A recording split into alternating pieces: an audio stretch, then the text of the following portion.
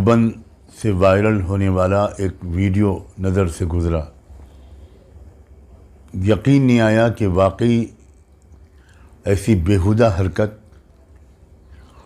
دیوبند کی سرزمین پر ہوئی، اور وہ بھی اس ہال میں ہوئی جو منسوب ہے مجاہد اعظم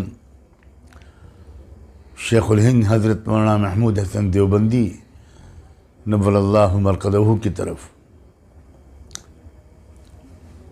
ویڈیو میں نظر یہ آ رہا تھا کہ ایک مشاعرہ ہو رہا ہے اور مختلف مدرسوں کے طلبہ اس میں نظر آ رہے تھے۔ دیوبند میں بہت سے مدرسے ہیں، یہ میں نہیں کہہ سکتا کہ وہ کس ایک مدرسے کے طلبہ تھے یا مختلف مدارس کے طلبہ تھے، لیکن یہ یقین سے کہا جا سکتا ہے کہ وہ کالج کے طلبہ نہیں تھے، دینی مدرسوں کے طلبہ تھے۔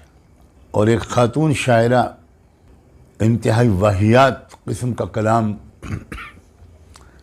سنا رہی تھیں اور مدرسوں کے طلبہ اچھل اچھل کر داد دے رہے تھے۔ میں بتا نہیں سکتا کہ اس کو دیکھ کر میرے قلب و جگر پر کیا گزری اور میری کیا حیثیت ہے۔ ہزاروں لوگ اس سے تڑپ گئے ہوں گے۔ لمثل هذا يذوب القلب عن كمد ان كان في القلب ایمان و اسلام۔ اس طرح کی چیزوں سے دل تڑپ جاتا ہے اور کلیجہ شک ہو جاتا ہے، بشرطے کہ دل میں ایمان اور اسلام کا کوئی ذرہ بچا ہو۔ بہت عرصے سے اس بات کا احساس اہل نظر کو بے چین کیے ہوئے ہے کہ ہمارے مدارس میں پڑھنے والے طلبہ کی تعداد تو بڑھ رہی ہے، لیکن ان کی تربیت کا معیار بہت گھٹ رہا ہے۔ وہ اخلاقی پستیوں میں ڈوبتے چلے جا رہے ہیں۔ ان میں سے اکثریت کے اندر کوئی کیریکٹر نام کی کوئی چیز ہی نظر نہیں آتی۔ ایسا معلوم ہوتا ہے کہ جیسے دیہات کے غریب گھرانوں کے ترسے ہوئے بچے وہ یہاں آتے ہیں تو ان کو مدرسوں میں جب آتے ہیں اور انہیں کبھی کوئی ایسا موقع مل جاتا ہے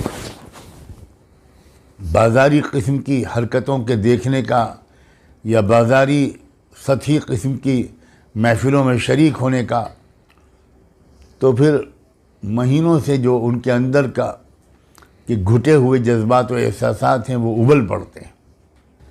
کاش کاش کاش ہمارے مدارس کے ذمہ دار حضرات داخلے کی تعداد پر زور نہ دیتے، طلبہ کی تربیت پر زور دیتے۔ تعداد کم ہوتی مگر تربیت یافتہ طلبہ ہوتے، ان میں تقویٰ ہوتا، ان میں اسلامی آداب ہوتے۔ بہت ہی افسوس کی بات ہے، ایسے طلبہ کی شناخت کیا ہمارے مدرسے کریں گے جو ایسے واہیات پروگرام میں اور ایسی واہیات حرکتیں کرتے ہوئے نظر آ رہے ہیں؟ یہ تو ان کا اپنا فیصلہ ہے، لیکن میں اتنی گزارش ضرور کرتا ہوں کہ اللہ کے واسطے تربیت کی جانب توجہ بڑھائیے۔ بہت بڑا خلا ہے یہ، اور بار بار اس کا تجربہ ہوتا ہے کہ سلیقہ، حیا، ادب، خوش ذوقی، عقل مندی، سمجھداری ہمارے دینی مدارس کے طلبہ کے اندر یا ان کی اکثریت کے اندر سے مفقود ہوتی جا رہی۔ اور کاش کے اس ہال کے ذمہ دار حضرات ایسی واہیات محفلوں کے لیے وہ ہال کو نہ دیا کرتے، اور اگر غلطی سے دے دیا تھا تو درمیان تقریب میں ان کو رکاوٹ ڈال دینی چاہیے تھی۔ بہت افسوس کی بات ہے۔ اور پھر مزید یہ کہ یہ ان دنوں میں ہوا ہے جن دنوں میں مسجد اقصیٰ کی حفاظت کے لیے 10-11 ہزار لوگ شہادت کا جام نوش کر چکے ہیں۔ ہزاروں بچے، ہزاروں عورتیں اور لڑکیاں شہید ہو چکی ہیں۔ کیا ہو گیا ہمارے ان طلبہ کو؟ یہ کسی اور سیارے پر رہتے ہیں، ان کو اپنی ملت کے زخموں کا ادنا سا احساس نہیں ہے۔ اور یہ جو صاحبہ شاعرہ تھیں، میں ان کے بارے میں کیا کہوں، کہاں سے ان کو یہ تربیت ملی ہے؟ میں ان کے احترام کے ساتھ ان سے کہنا چاہتا ہوں، آخرت میں آپ کو حاضر ہونا ہے اللہ کے سامنے آپ کو جواب دہ ہونا ہے۔